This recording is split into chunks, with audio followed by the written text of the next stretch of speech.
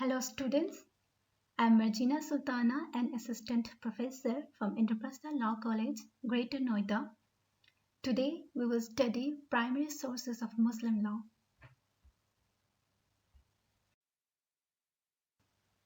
The first primary sources of Islamic law is Qur'an. Qur'an is the most important source of Muslim law, and the word Qur'an is derived from the Arabic word qara. Qara means to read. According to the Islamic belief, Quran was revealed from Allah to the Prophet Muhammad, peace be upon him, through angel Gabriel in various portions and at different times. The Quranic texts are held by Muslims to be decisive as being the words of God. Besides inculcating religion and the theory, the Quran contains also the passages which are applicable to jurisprudence, which form the principal basis of the Sharia. It contains 114 chapters, which is known as Surah, and the 6,666 verses called Ayat. The Quran is also called Al-Furqan, that is, one showing truth from falsehood and the right from wrong. So the communications were revealed to the people on a number of different occasions during the period of 23 years to the Prophet Muhammad, peace be upon him, through angel Gabriel. So the importance of this is that it dealt with a great variety of problems one after another as they arose. It provided guidance to the new problems came before them. Around 200 verses of the Quran contains concerned legal principles, and about nearly 80 verses concerned marriage, dower, divorce, and inheritance. As I said, Quran was revealed in various portions at different times. We can divide these. Quran is divided into two portions. One is called the Makkan portions, another one is Madinan portions. The Makkan portions is the revelation that were revealed at Makkah. It deals with the philosophy of life and the Islamic religion. We call it Makkan chapters because it was revealed before the migration of the Prophet Muhammad, peace be upon him, and his followers to Medina. Before the migration, they were in Makkah, and those chapters were revealed in Makkah. The another portion, that is Medinan Surahs, deals with the legal principles. Obviously, it was revealed at Medina.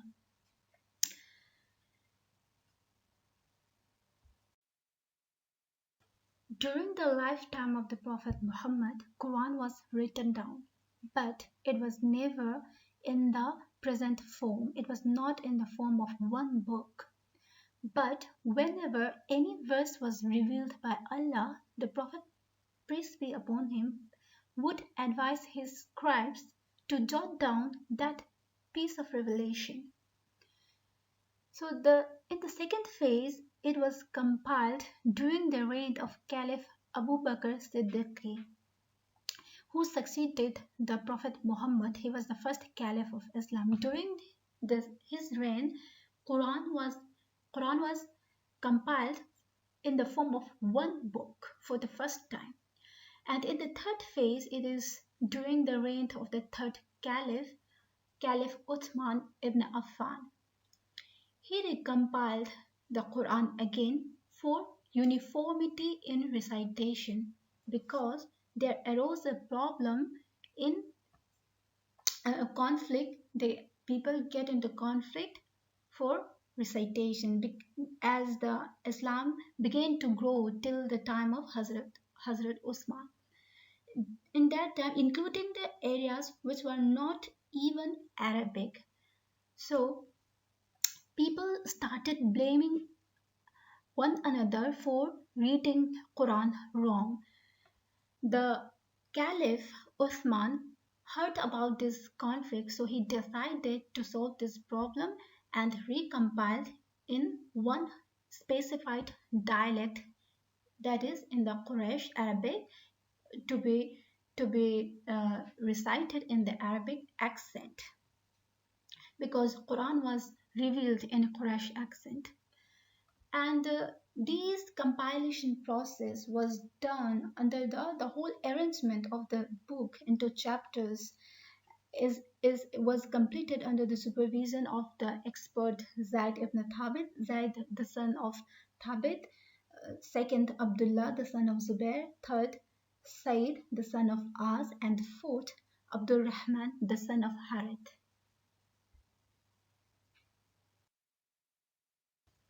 The contents of Quran may be classified under the four heads: metaphysical and abstract, theological, ethical and mystical, and rituals and legal. But let's concerned here with the legal aspects only. So the rules of Islamic law occurs in the chapters in the following chapters, that is Al-Baqarah, which means the cow, which talks about the law of religion and morality. Surah An-Nisa, meaning women, which which is relating to the women, the law of inheritance, etc. The Surah Al-Imran, the family of Imran. Surah Al-Maida, the food, which is about lawful food, that Muslims should eat lawful foods. It also talks about lawful meats and the certain foods which are forbidden in Islam. Surah An-Nur, which means light. Surah An-Nur, it provides rules relating to the home life, family life, and and the Bani Israel, which means a family of Israel. These chapters provides rules relating to custom reforms such as infanticide, gambling, drinking of intoxicants, usury, unlimited polygamy, etc. It also provides about social reforms such as marriage, position or status of women, divorce, chastity of men and the women, and also text in connection with the use of the veil by women, succession, etc. It also provides laws relating to penal or criminal laws, we would call it, which would be called as criminal law in the modern Western concept. So it provides about punishment of theft, fornication, murder, etc. International law of war and peace, which talks about military conflict, direction relating to treatment of enemy, how civilians would be treated and protected, distribution of booty, etc. Minority law, treatment of non-Muslims, and their protection of rights, non-compulsion of religion, etc. And also about financial and commercial law, which is related to loan and halal investment. We can say we cannot involve in such business or transaction which promotes immorality like nudity and consumption of alcohol, etc. That's it.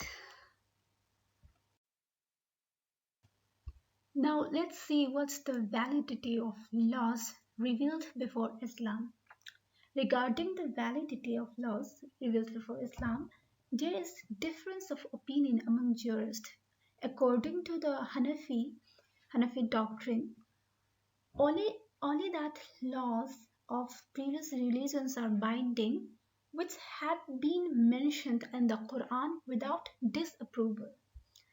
it should be mentioned, and it should be without disapproval. This restriction is due to the fact that according to Islam, teachings of previous religions have not been transmitted to us in the original form revealed by God. So the previous laws are not the original one that was revealed by God according to the belief, Islamic belief. It is the previous laws revealed by the God are tampered, modified.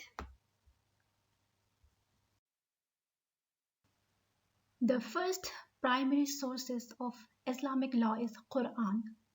Qur'an is the most important source of Muslim law, and the word Qur'an is derived from the Arabic word qara. Qara means to read. According to the Islamic belief, Quran was revealed from Allah to the Prophet Muhammad, peace be upon him, through angel Gabriel in various portions and at different times. The text, the Quranic text are held by Muslims to be decisive as being the words of God. Besides inculcating religion and the theory, the Quran contains also the passages which are applicable to jurisprudence, which form the principal basis of the Sharia. It contains 114 chapters, which is known as Surah, and the 6,666 verses called Ayat. The Quran is also called Al-Furqan, that is, one showing truth from falsehood and right from wrong. So the communications were revealed to the people on a number of different occasions in during the period of 23 years to the Prophet Muhammad, peace be upon him, through angel Gabriel. So the importance of this is that it dealt with a great variety of problems one after another as they arose. It provided guidance to the new problems came before them. Around 200 verses of the Quran contains deals concerned legal principles, and about nearly 80 verses concerned marriage, dower, divorce, and inheritance. As the Muslims believe that revelations are of two kinds. One is manifest, known as Zahir, and another one is internal, known as Batin. Quran is the manifest revelations, while traditions of Prophet are internal revelations. Manifest revelations consisted of the communications which were made by the angel Gabriel under the direction of God to the Muhammad, peace be upon him. And the internal revelations consisted of the opinions of the Prophet and what he delivered from time to time on questions that happened to be raised before him. Sometimes it happened that no direct revelation came to the Prophet, and in the meantime, some questions had to be decided. In such circumstances, the Prophet exercised his own judgment and frequently consulted his companions. The ideas contained in such opinions of the Prophet were inspired by Allah. During his lifetime, the Prophet pronounced his verdicts, and he pronounced his verdicts. He said certain things, he did certain things, and also allowed tacitly, without saying directly but impliedly, the doing of certain things, so which were permitted by Islam. Consequently, what was said or done or upheld in silence by the Prophet becomes a primary source of Muslim law. It is the second, traditions of prophets is the second most important source of Muslim law. So the traditions of prophet is of two kinds, Sunnah and the Ahadith. So what is Sunnah? Sunnah means the model behavior of the prophet, and the Ahadith is the narrations of what the prophet said, did, or tacitly allowed. So in Sunni, there's two sets of Muslim. One is Sunni and another one is Shia. Sunni regard traditions of Prophet as a second most important source of Islam for Islamic law, and it holds very important place in Sunni sect. But Shias, the another sect of Muslim, do not believe in the in the hadith which is not derived from the house of the prophet, particularly from the house of Ali. It means from the heirs of the prophet Muhammad. If the narrations come from, it was handed down, narrated from the house of Ali, from the heirs of the prophet Muhammad. Ali was the cousin of the Prophet Muhammad, peace be upon him, and also the son-in-law of the Prophet Muhammad. So Shia believe in the direct line of the Prophet Muhammad. So they did not, but the narrations of the traditions of the Prophet Muhammad includes the narration from his all of his companions. Means if any of his companions narrated, then it becomes a tradition. But there is various criteria and tests to pass this. But Shia does not accept the traditions if not from the Ali. So the Quran itself says that, provides that under chapter 53 verse 3 and 4, it provides, nor does he speaks of his own whims, it is only a revelation sent down to him.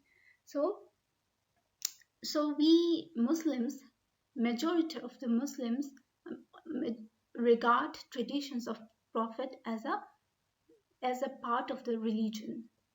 It is the ultimate practical expression of Islam, and also the definitive explanation of the Quran itself. Without it, there can be no true understanding of how to implement Islam. We have already discussed that the traditions of the Prophet Muhammad, peace be upon him, is of two kinds. One is Sunnah and another one is Hadith. First, let's try to understand Sunnah. Sunnah literally means busy path or trodden path or beaten path. As a term, it refers to the practices of the Prophet Abraham, peace be upon him, to which the Prophet Muhammad gave religious sanction among his followers after reviving and reforming them, or after making certain additions to them where appropriate. The Quran has directed the Prophet Muhammad, peace be upon him, to obey these Abrahamic practices under chapter 16, verse 123, as, then we revealed to you to follow the ways of Abraham, who was true in faith and was not among the polytheists. So the Sunnah, in fact, is as authentic as the Quran, and it has been transmitted by whole generations to the next, unlike that of the Ahadith, which has been transmitted or narrated to us by the few individuals. Furthermore, the Sunnah is only not only transmitted by the large number of practices and large number of people, but these practices has been received consensus. There is the consensus among the Ummah, that is, in the Muslim community, regarding the authenticity of these practices. So, Sunnah is entirely an independent source of Muslim law. The Sunnah is classified into three classes on the basis of the mode or the manner in which it was actually originated. First one is Sunnatul Fail, which is about the traditions the prophet did himself. Another one, second, is the Sunnatul Qawl, that is the traditions about which he enjoined by words. First one is his action that is done by himself, another one is by his words. And the third one is Sunnatul Taqrir, that is the things done in his presence without his disapproval. So if anything, something was done in front of the Prophet Muhammad and he did not disapprove that, it means it was impliedly approved by the Prophet Muhammad and it became the Sunnah. So all these Sunnah, this Sunnah is not based on the Ahadith, which is narrated by the few individuals. It is entirely an independent source of Islam. Ahadith refers to the plural of hadith. Hadith refers to the narration that are attributed to the companions of the Prophet Muhammad, peace be upon him, who narrate a statement or story about the Prophet, peace be upon him, or related to the Prophet. It is a narrative of the deeds or words or anything that are tacitly approved by the Prophet Muhammad, peace be upon him. So it does not aid anything to the Qur'an and the Sunnah, which is the original two sources of Islam. But the content of the Hadith ranges from the practical issues of religion to the intellectual ones, and from the historical episodes of the Quran to the explanation of the Quran and the Sunnah itself. So Hadith has been transmitted by a few individuals, therefore Hadith it became dependent on their character, memory, and intellect. All of this character, memory, and intellect can falter even if the person in question is very pious. So the hadith can be inauthentic or spurious, unlike the Sunnah, which is as reliable as the Quran, because Sunnah has been transmitted by general consensus of the generations. So Hadith is not reliable as Quran and the established Sunnah, so it needs to be verified and understood in the light of the Quran and the Sunnah. Hadith is divided into three classes on the basis of the strength of narrators, on the basis of the number of the narrators. The first one is Al-Hadith-i-Mutawwir, that is about the traditions that are of public and universal propriety. It was reported by a large number of people that they cannot be considered a lie. So in this hadith, in the Mutawwir, the chain is complete. The chain of narrators is complete. And the next one, the second one is the Ahadith-i-Mashhur. In the Mashhur is famous hadith reported by more than two reporters. So though it is famous, majority of people know about this, but it does not possess the character of universal propriety. And the third one is Hadith a-Wahid, that is traditions which depend on isolated individuals. Hadith is also divided on the basis of reliability. Reliability of what? Of the content of the hadith and of the list of authorities that reported the hadith. So it is divided into Sahih, which is the genuine hadith. Sahih is the genuine hadith that passes all the tests and can be regarded without any questions coming from the prophets. There is no doubt in it. And the second one is the Hasan. Hasan is a strong hadith, but it raises some doubt about the authenticity. And the last one is the Daif. It is a weak hadith, hadith that raise many questions about its authenticity.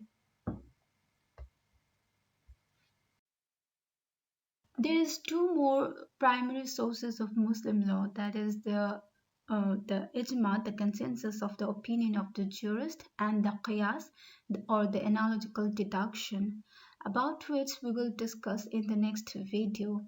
So this was all about the Quran and the Hadith, the two primary sources of Muslim law. Thank you.